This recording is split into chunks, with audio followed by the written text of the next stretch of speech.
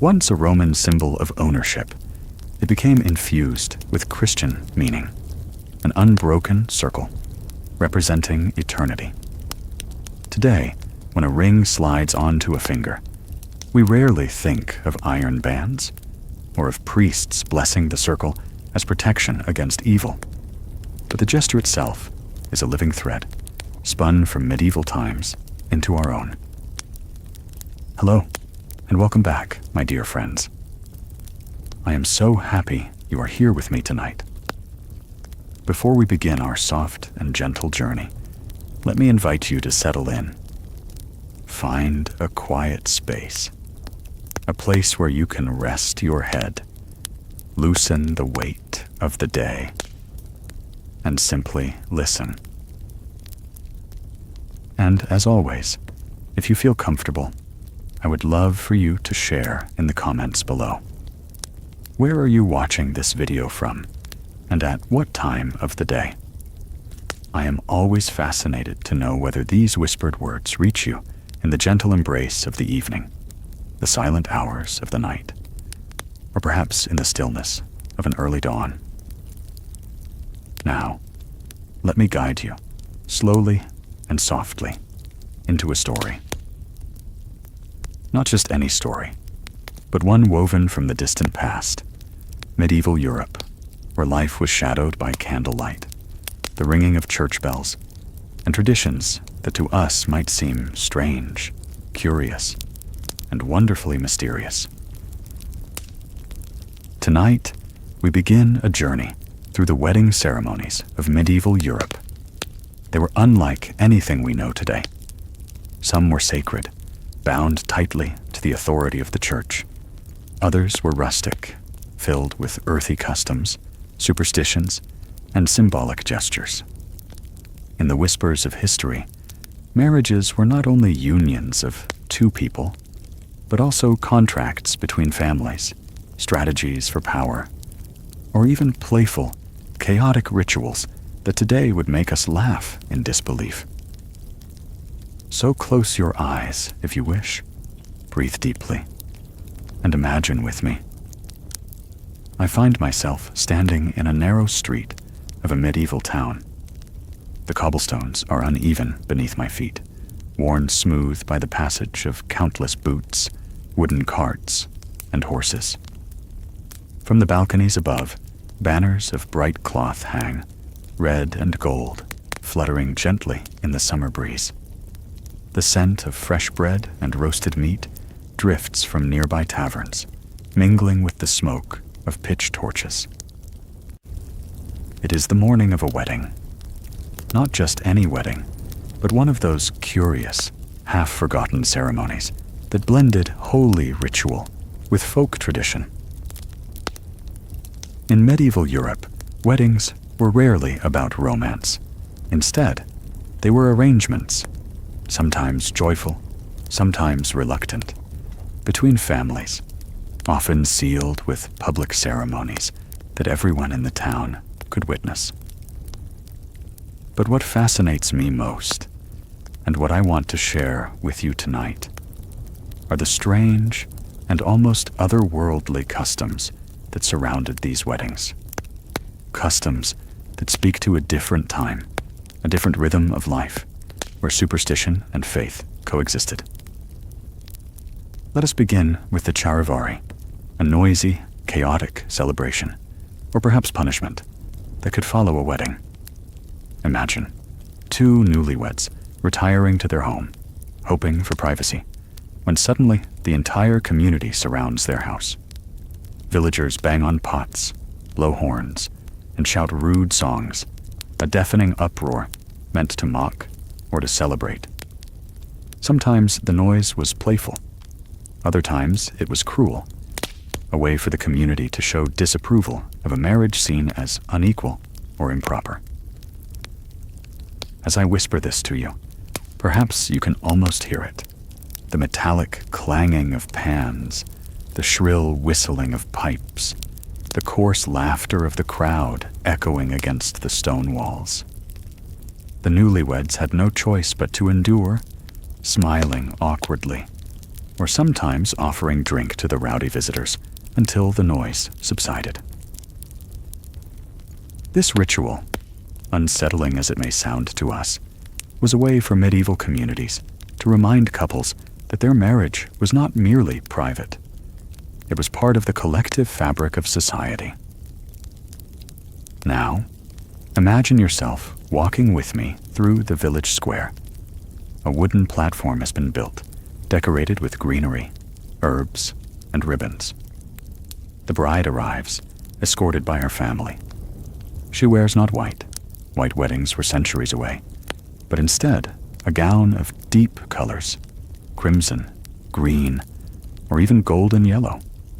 Her garments are heavy, often her family's most valuable possession, handed down across generations. On her head, a wreath of flowers, sometimes interwoven with rosemary or rue, herbs thought to ward off evil. The groom, perhaps nervous, wears his best tunic, a sword at his side if he is of knightly rank, or a simple belt if he is a craftsman. His family walks proudly beside him, ready to witness the bond that will link their fortunes to another household. The priest, in embroidered vestments, waits before the church door. Yes, the door. For in much of medieval Europe, the wedding blessing was performed not inside, but at the threshold of the church, in front of all who gathered. Marriage was public. It was not about private vows whispered in secrecy, but about promises made openly before the community and under God's gaze. The priest would ask the couple their consent, a practice that slowly became more common by the 12th century, thanks to canon law. Consent was everything. Yet this consent was often symbolic, for families had usually arranged the match long before. After the vows, the couple would sometimes enter the church for a blessing of the marriage bed. Yes, even the bed itself was sometimes sanctified, sprinkled with holy water, as though sleep and union required divine protection. Imagine the flicker of candles, the soft chant of prayers, and the curious stares of villagers pressing close to watch. But stranger still were the rituals that surrounded fertility and luck. In certain regions, guests would throw, not rice, but shoes at the newlyweds. Yes, old shoes, tossed like blessings of fertility. In other places, the bride's stockings were flung about, and guests scrambled to catch them, believing they would bring good fortune. Even more peculiar were the fertility tests. In parts of France and Germany, it was customary to lead the bride and groom to bed under the watchful eyes of relatives, who ensured that the marriage was properly begun. The bed was not merely a private space, it was the stage for the fulfillment of the contract. Sometimes the priest himself would bless the sheets, while musicians played outside the chamber, serenading the couple into intimacy. Can you hear it? A gentle lute, soft voices, the creak of wooden boards, laughter muffled by thick walls. Strange, perhaps even uncomfortable for us to imagine. But for them, it was part of life, a mixture of celebration, duty, and hope for future children. Another tradition I find mesmerizing comes from the bedding ceremonies of Northern Europe. In England, in Scotland, and in parts of Scandinavia, the newlyweds were literally put to bed by their guests. The bride would be carried, laughing and blushing, her shoes stolen away, while the groom was stripped of his outer garments. They were tucked into bed together, often with songs and jokes, before finally being left alone. It was rowdy, humorous, and perhaps tender, depending on the company. But again, it was never entirely private. Medieval life was woven tightly with community, and marriage, the very foundation of society, was to be seen, witnessed, and shared. Now let us turn to another curious custom, the hand-fasting ceremony, practiced especially in the British Isles. Hand-fasting was the binding of hands with cords or ribbons, symbolizing unity. Some scholars suggest that in early times, a hand-fasting could last a year and a day, a trial marriage, after which the couple could part ways if they chose. Later, it became a betrothal rite, or part of the wedding itself. Picture the hands of bride and groom, wrapped together in a red ribbon, the knot tied firmly as villagers cheered. It is from this custom that we still say, tying the knot. As I whisper these images to you, perhaps you notice how different these weddings were from what we know today. They were noisy, public, earthy, and sometimes deeply strange. Shoes and herbs, beds and ribbons, noise and laughter. Each detail carried meaning, symbolic threads that bound the couple not only to each other, but to their faith, their families, and their communities. And yet, within these customs, there was tenderness too. Imagine a bride carefully weaving rosemary into her wreath, thinking of her mother, who had worn the same herb years before. Imagine a groom nervously reaching for his bride's hand as the priest asked for their consent. Imagine the flicker of candles as the crowd slowly dispersed, leaving the couple in the hush of night, uncertain yet hopeful. Before we end this first part of our journey, let me share one final image. In some regions of France, there was a ritual known as the charivari of the chamber pot. After the wedding feast, the newlyweds were presented with a chamber pot filled with bizarre foods, sometimes chocolate, sometimes wine mixed with odd ingredients. The couple had to drink from it, symbolizing unity in hardship, or simply serving as a jest at their expense.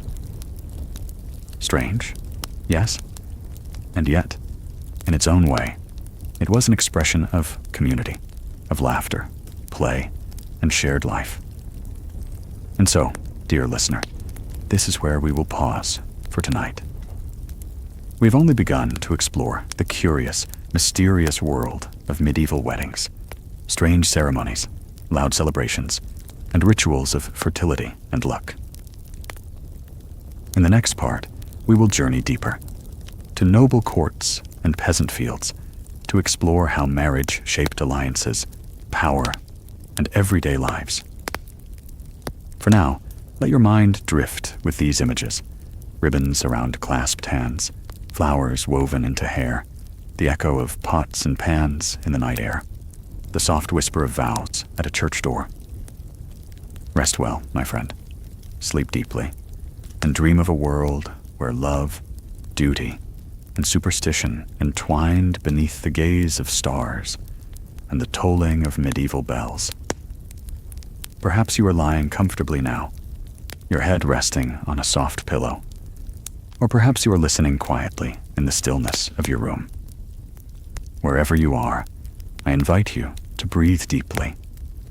Let your body sink into rest, and let your imagination wander with me. In our last chapter, we walked together through the bustling streets of a medieval town, witnessing the noisy charivari, the curious bedding ceremonies, and the rustic, earthy rituals of ordinary people. Tonight, we step into another world, the world of nobility, of stone castles rising against the horizon, of candlelit great halls where tapestries hang heavy on the walls and silver goblets sparkle in the torchlight. Here, weddings were not only personal celebrations, they were political instruments, binding families, sealing treaties, and forging alliances that could shape kingdoms. And yet, within all this pomp and formality, strange and fascinating customs still thrived. Imagine with me now a castle courtyard. The air is crisp with the scent of pine and horse leather. Noble guests arrive one by one, their garments rich with fur, silk, and embroidery. Cloaks sweep the ground, boots clatter on stone, and banners fly proudly above the gate, bearing the coats of arms of both families. The bride, perhaps only 13 or 14 years old, marriages were often arranged at very young ages, waits in her chamber, surrounded by ladies in waiting. They brush her hair, long and heavy, a symbol of her maidenhood. In some regions, her hair will soon be covered with a veil, for to appear bareheaded was considered the mark of an unmarried girl. The moment the veil is placed upon her, she steps into a new identity, no longer a daughter, but a wife. The veil itself carried deep symbolism. In France, it was often long and sheer, shimmering in candlelight, while in England it might be adorned with jewels or embroidered patterns. The act of veiling, performed before the ceremony, was both practical and mystical, meant to guard the bride from wandering eyes and from evil spirits. Now let us turn to the betrothal ritual, which often preceded noble marriages. In many cases, the bride and groom had never met before the contract was signed. Families negotiated the dowry, the wealth the bride's family would provide, and the dower, the protection promised to her should she be widowed. Hands were shaken, documents sealed, and sometimes, to mark the betrothal, a ceremonial kiss or the exchange of a ring took place. This was not yet the wedding, but it was binding. To break a betrothal was scandalous and often required the intervention of the church. Imagine the hush of a noble hall as the two families met, parchment unrolled upon a wooden table, wax seals pressed with rings, and the distant toll of a bell echoing over the hills. The wedding day itself was a magnificent display. Picture the great hall of a castle. High ceilings, wooden beams blackened by smoke, long trestle tables covered with linen cloths. On the walls, tapestries showing saints, battles, or scenes from romance. At the center, an altar had been arranged, for the ceremony would often take place not in a church, but within the castle itself, if the family was powerful enough. The bride entered, escorted by her father or guardian, and the groom by his family. Their garments glittered with gold thread, with brooches, with belts studded with polished stones. In some cases, the bride might even wear a crown, a small coronet, symbolizing her noble status. The priest began with blessings, invoking the Holy Trinity. The couple would then join hands, sometimes their right hands, sometimes bound with a silk ribbon, and speak their vows. The formula was solemn and sacred, but beneath it lay centuries of tradition. Now, one of the most curious elements of noble weddings was the exchange of tokens. Instead of rings alone, grooms sometimes gave belts, knives, or even pieces of land. A belt, worn close to the body, symbolized protection. A knife represented both strength and provision. Land, though symbolic, was the true heart of noble power, and to gift it was to tie the bride forever to her new household. The dowry itself was paraded before the guests. Chests of silver coins, bolts of fine cloth, livestock, even servants. It was a display of wealth and status, meant to impress allies and rivals alike. Imagine the sound of coins clinking in a wooden chest, the soft rustle of silk folded carefully, the stamping of hooves as animals were led across the courtyard. And then, of course, came the feast. Oh, how extravagant these feasts could be. Tables groaned beneath the weight of roasted swans, peacocks, with their feathers reattached to their bodies for display, venison pies, sugared almonds, and wine flowing like rivers. Musicians played lutes and harps, singers performed romances of King Arthur or tales of Troy, and jesters leapt among the guests, their bells jingling. But even here, in the midst of opulence, strange customs appeared. One was the subtleties, elaborate sugar sculptures brought to the table between courses. These were not merely desserts, but symbols shaped into castles, ships, or even scenes of the couple's new life. Guests would marvel at them, sometimes too enchanted to eat them. Another oddity was the ritual of toasting the bed.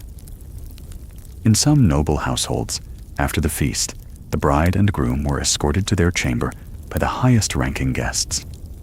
There, the bed was blessed, often with wine poured across the sheets, as musicians played softly.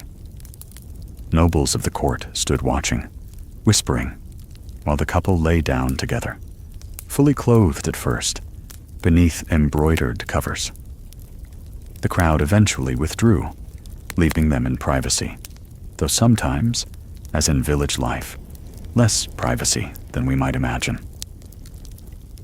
And yet, despite all this grandeur, noble weddings were not always joyful. Many brides wept. Many grooms felt burdened by duty, and some unions were so cold that they led to annulments or long, bitter feuds. Still, within this world of strategy and wealth, there were sparks of tenderness. Chronicles speak of noble couples who grew to love each other, who exchanged poems, who rode side by side in hunts, or who built chapels together as acts of devotion. Beneath the heavy cloak of obligation, human hearts still beat, uncertain, hopeful, fragile. Let us also speak of the wedding night rituals at noble courts, which could be both solemn and bizarre. In France, it was sometimes the custom for witnesses to sit in the room as the couple entered the bed, ensuring the marriage was consummated. In England, the king, or lord of the manor, might give the newlyweds a ceremonial goblet of spiced wine, which they drank together before lying down. But strangest of all was the royal bedding ceremony. When kings married, the entire court might attend, standing around the bed as the couple was undressed by attendants. Priests blessed the sheets, candles burned bright, and songs were sung. Only after much ritual were the curtains drawn, and the witnesses finally left. To us, this may sound deeply intrusive, but to them, it was a matter of dynastic survival. The union had to be seen, to be witnessed, to be sealed beyond doubt. I want you to imagine the silence that followed. The echoes of laughter fading down the corridor, the chamber door closing, and two young people left alone, perhaps nervous, perhaps weary, their faces lit only by a single flickering candle. Outside, the castle quieted, the feast dwindled, and the night grew still. It is a haunting thought that in such grandeur, the human experience of marriage remained vulnerable, tender, and uncertain, just as it is today. Before we let this second chapter rest, let me share one final image with you. In some noble households of Germany, after the wedding, the groom was expected to perform a feat of strength. Sometimes it was lifting his bride across a threshold without stumbling. Other times, he had to break bread with his bare hands before the guests, symbolizing his ability to provide. These rituals, though small, were filled with meaning.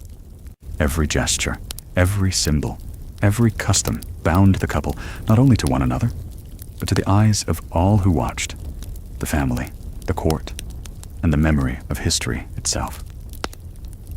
And so, dear listener, we leave the candlelit halls of the nobility tonight, we have walked through veiling rituals, betrothal contracts, golden feasts, and strange ceremonies of the bed. In our next part, we will travel further still, to the sacred role of the Church, to the laws of consent and clandestine marriages, and to the superstitions that lingered in the shadows of faith. But for now, let your thoughts drift with the images of jeweled gowns, of tapestries swaying in the firelight, of music echoing through stone halls, and of a bride's quiet breath beneath her shimmering veil. Rest well, my friend. Sleep deeply, and dream of castles, banners, and the whisper of vows spoken in the great halls of medieval Europe. The tolling of bells echoed across medieval towns and villages, calling not only the faithful to prayer, but also lovers, families, and nobles to recognize the authority of the Church in all matters of life, and most especially in marriage. By the 12th century, marriage had been declared a sacrament, one of the 7 mysteries of Christian life.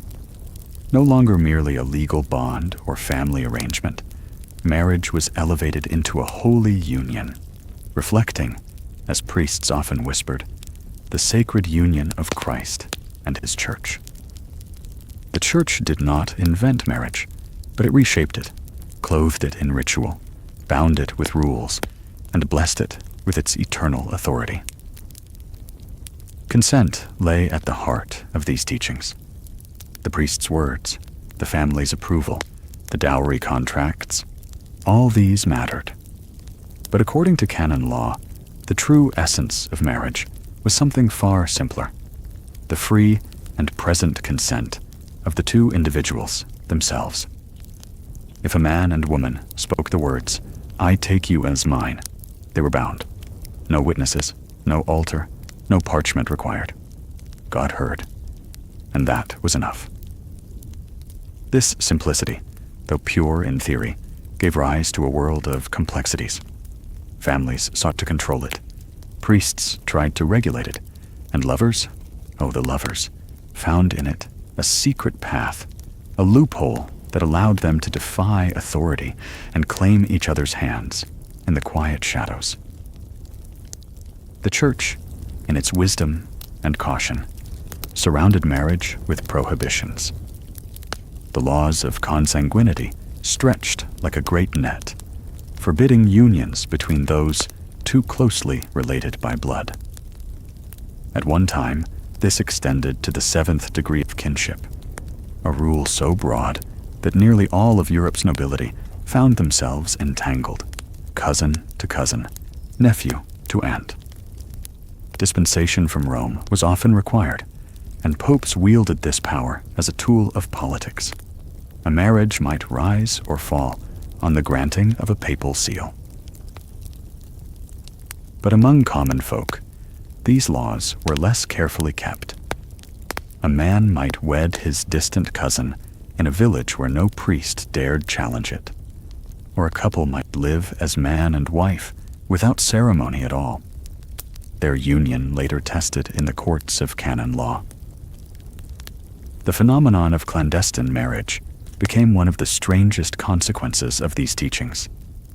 Because marriage depended on consent alone, it could be made in secret. Lovers could meet beneath a tree at dusk, or on the steps of a silent chapel, and whisper the sacred words. They might clasp hands, exchange tokens, or simply speak. And in that moment, by the rules of the Church itself, they were wed. This terrified parents and priests alike. Families lost their control. Dowries could be bypassed. Alliances shattered. Priests warned from pulpits that clandestine vows were dangerous, scandalous, an affront to order. Yet when such marriages came before ecclesiastical courts, judges often had no choice but to uphold them. One such story survives in the dusty registers of England, the case of Robert and Agnes. They had spoken vows privately, without witnesses, and lived apart afterward. When Robert sought to wed another, Agnes brought him before the court. She swore they had exchanged words of present consent, that he had clasped her hand and said the binding words. Robert denied it. Witnesses were summoned, neighbors, servants, passers-by. Some claimed to have heard their whispers. Some swore Agnes spoke true. In the end, the court upheld her claim. The marriage stood. Imagine her voice, trembling yet insistent in the dim light of the courtroom. "He is mine." He said it. God heard us both. But not all secret marriages were upheld. Many ended in grief. In Italy, young lovers sometimes promised themselves to one another in the secrecy of night, only to find their families violently opposed. Some unions dissolved, leaving women shamed, their reputations forever marked by broken vows. Others led to blood feuds, families taking up arms against those who had stolen a daughter or sister. The tension between freedom and control wove through every story. The church insisted on consent, yet families demanded obedience. Couples whispered vows in shadows, yet priests demanded blessings at the church door. Between these opposing forces stretched a fragile thread of love, rebellion, and faith. The church also tried to regulate the rituals themselves. Weddings were to be performed publicly, ideally before the doors of the parish church, in daylight, in sight of neighbors. There, before the eyes of God and community, the priest would ask the couple for their consent, join their right hands, and speak blessings. Only afterward might they enter the church for Mass, and only then would they move to their home for feasting and the bedding ceremony. But in practice, countless variations abounded.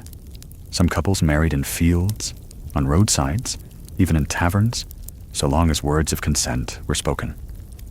The line between sacred and profane blurred, and priests endlessly reminded their flocks to bring their vows into the open. And always, in the background, whispered the theme of forbidden love. There were unions blocked by law, a knight and his cousin, forbidden by consanguinity, a monk's daughter and a priest's son, bound by rules of clerical celibacy, a Christian and a Jew, forbidden by faith, a serf and a free woman, divided by social rank. Yet love, stubborn and unruly, often pressed against these walls. Medieval chronicles are filled with tales of lovers who defied the rules, a knight who scaled the walls of a convent to steal away a bride, a peasant girl who fled with a traveling minstrel, leaving behind the plow and the fields, a noble woman who secretly wed her family's enemy, binding herself to him in defiance of blood and land. The courts were full of such cases, some tragic, some triumphant. The church judged them with solemn gravity, weighing words, witnesses, and the delicate balance between law and mercy.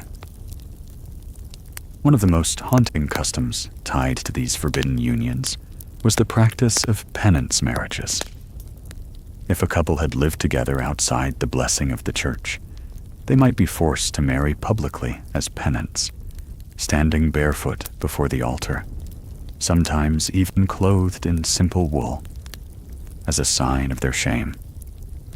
Imagine the silence of a church, heavy with incense, the couple standing in humility, their heads bowed, as the priest intoned the blessings.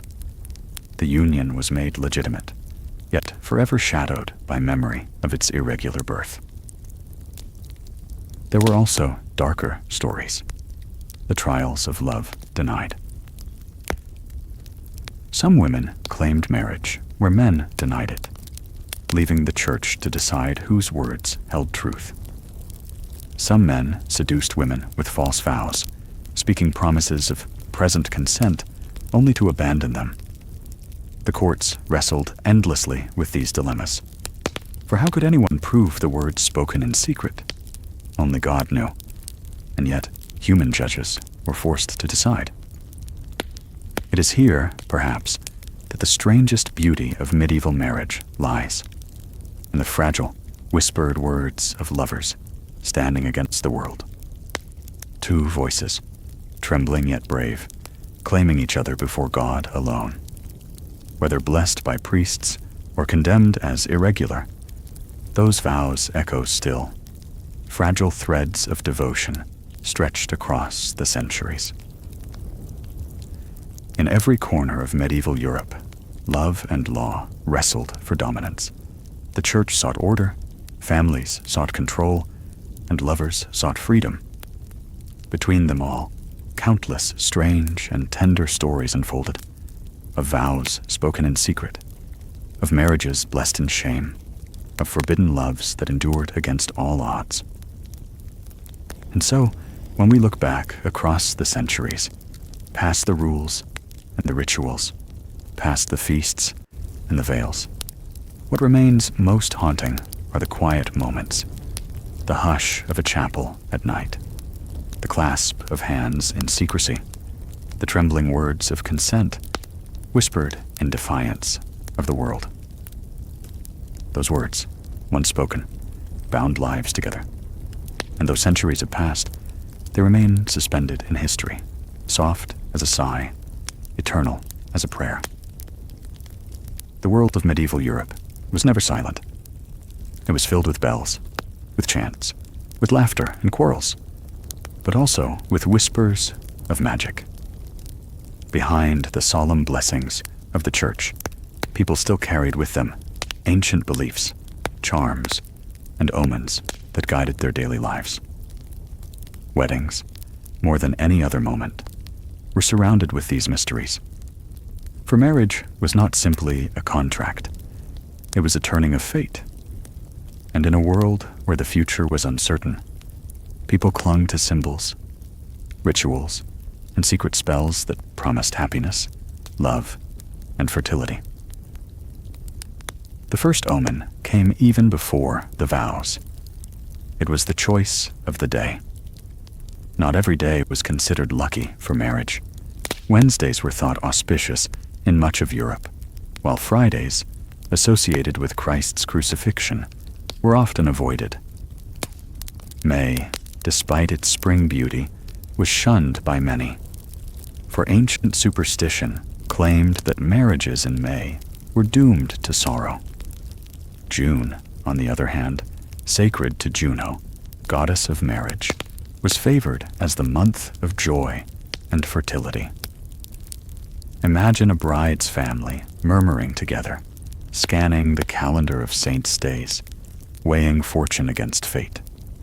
A priest might advise them, but often the final choice belonged to old women of the village, keepers of memory, who declared which day was safe. Superstition also lingered in the path to the church. It was said that if a bride stumbled on her way to the altar, the marriage would falter. If the sun broke through clouds and shone upon her, happiness would follow. If it rained, tears were foretold, but others claimed rain was a blessing, a promise of fertility, of crops and children alike.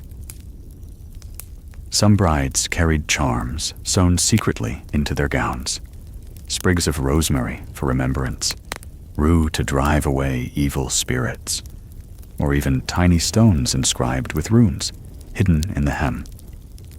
In England, brides sometimes wore something borrowed to link them with their community, and something blue for purity and truth, a custom that still lingers faintly in weddings today. The threshold of the church carried its own mysteries.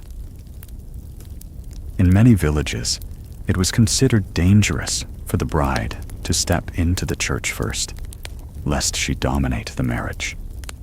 The groom was expected to cross before her, or else he risked losing authority in the household.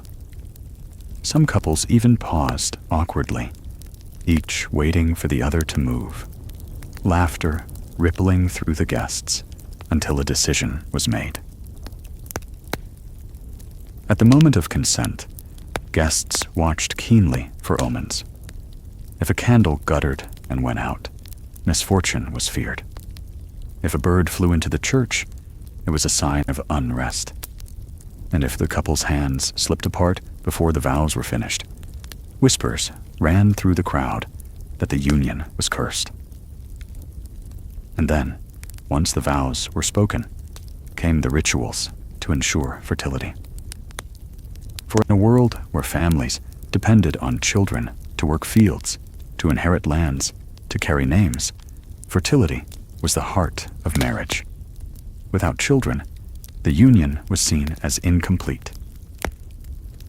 One common practice was to scatter grains, wheat, barley, or oats, over the couple as they left the church. This shower was both blessing and charm, a prayer that their household would be as fruitful as the harvest. In some regions, nuts were thrown, their hard shells symbolizing protection, their rich kernels symbolizing plenty. In German lands, newlyweds sometimes leapt together over a broom or a branch of juniper. The leap meant to ensure strength in their children. In Italy, brides carried small pouches of herbs, sage for wisdom, basil for love, fennel to keep away envy. The wedding feast, too, was touched with magic. Certain foods were thought to carry power. Honey cakes promised sweetness in life. Eggs, whole and unbroken, promised fertility. Apples, sacred since the days of Eden, symbolized love. And sometimes, brides took the first bite of an apple to seal the union. Wine was poured not only for drinking, but for blessing. In some villages, a goblet was passed between bride and groom, then dashed to the floor so that it shattered into pieces. Each fragment was said to scatter misfortune away. At noble feasts, subtleties of sugar and marzipan were sometimes shaped into children, cradles, or trees heavy with fruit, silent prayers for future heirs. But superstition reached even further, into the bedding chamber. It was believed that evil spirits lurked especially near the wedding bed, jealous of new life and new unions. To guard against them, rooms were fumigated with herbs, sage, rosemary, or juniper, burned to smoke out unseen forces. Holy water was sprinkled across the sheets. Candles blessed at Candlemas were lit and left burning until the couple lay down. In some regions, a cat was placed upon the bed first, believed to draw away ill fortune. In others, children, symbols of innocence, were invited to jump upon the mattress before the couple, blessing it with laughter and play. And always, beneath these rituals, the quiet tension of omens lingered. If the bride shed tears on her wedding day, they said she would have no more to cry in her marriage. If the groom could not lift her across the threshold, weakness was feared. If thunder rolled during the vows, God's anger was suspected. Even the direction of the wind carried meaning. A west wind promised love. An east wind brought sorrow. A north wind foretold strife, and a south wind promised abundance. Guests whispered and glanced at the sky, reading in clouds the fate of the couple. Among the strangest beliefs were those tied to magical charms of love. In villages, young women sometimes baked small cakes with hidden herbs, feeding them to their beloveds to bind affection. Men carried amulets, tiny bags of bones, feathers, or written prayers against infidelity. Some brides wore girdles of woven cloth inscribed with charms, thought to guard chastity until the wedding night, then fertility thereafter. There were also darker whispers, of witches hired to cast spells, of rival suitors slipping powders into wine, of charms buried beneath thresholds to prevent consummation. The line between blessing and curse was thin, and love was always vulnerable to envy. Even the moon and stars played their part. Astrologers were sometimes consulted to choose the exact hour of the vows. A wedding under a waxing moon was said to bring growth. Under a waning moon, decline. The position of Venus, goddess of love, was studied with care, her placement seen as a blessing or a warning. Nobles especially paid heed to the stars, believing the heavens themselves shaped the fortunes of dynasties. And yet, for all these omens and charms, for all the careful watching of signs, life remained uncertain. A bride might marry beneath a bright sky, showered with wheat and honey cakes, only to face sorrow in months ahead. Another, cursed by rain and stumbles, might live long and happily. Superstitions offered comfort, not certainty.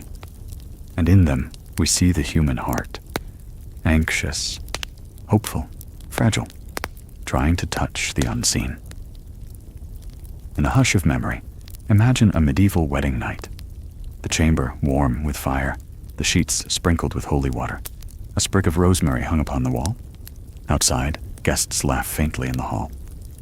Inside, two newlyweds lie down, uncertain of the future, yet cradled in the hope of blessings, charms, and whispered prayers.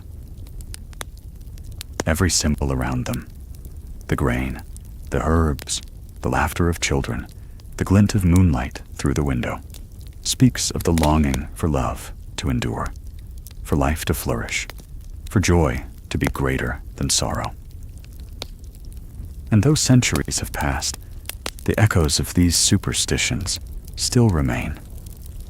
The blue ribbon, the scattered rice, the lucky days chosen with care, they are fragments of a medieval world, carried into our own. As I lean back in the quiet, I think about how time carries everything with it, like a river that sweeps away fallen leaves, yet still carries the faint scent of the forest. So many of the wedding customs I've described to you, steeped in superstition and ritual, no longer exist in the form they once held. And yet, when we look closely, we see their shadows, their echoes, alive in our present. The first great shift came with the deepening authority of the Church. By the late Middle Ages, the Church had woven marriage more firmly into its fabric. The wandering customs of hand fastings, of unions blessed in gardens or at doors, gave way to the solemnity of vows exchanged before the altar. Over time, the Church claimed marriage not merely as a personal contract, but as a holy sacrament, binding, sacred, unbreakable. With this, many of the wilder superstitions were softened or suppressed. The casting of charms, the consulting of astrologers, the planting of magical herbs beneath thresholds, all were frowned upon, sometimes even condemned as remnants of paganism. Yet the people did not forget them entirely. They survived in whispers, in quiet practices carried out in secret. The wedding ring, for instance, endured. Once a Roman symbol of ownership, it became infused with Christian meaning, an unbroken circle, representing eternity. Today, when a ring slides onto a finger, we rarely think of iron bands or of priests blessing the circle as protection against evil. But the gesture itself is a living thread, spun from medieval times into our own. The choice of days and months also lingers. Few brides and grooms now consult saints' calendars or the waxing moon. Yet the old idea of a June bride, radiant in summer light, still carries the echo of Juno, goddess of marriage. Friday weddings remain less common in many places, though few recall the shadow of Good Friday. And even now, there is hesitation around the month of May. Some couples shy away without even knowing why, as though the whisper of ancient superstition still stirs beneath the surface. Consider, too, the charms of clothing. In medieval times, blue was the color of fidelity, and so brides wore a touch of it. That quiet belief became the rhyme we still hear.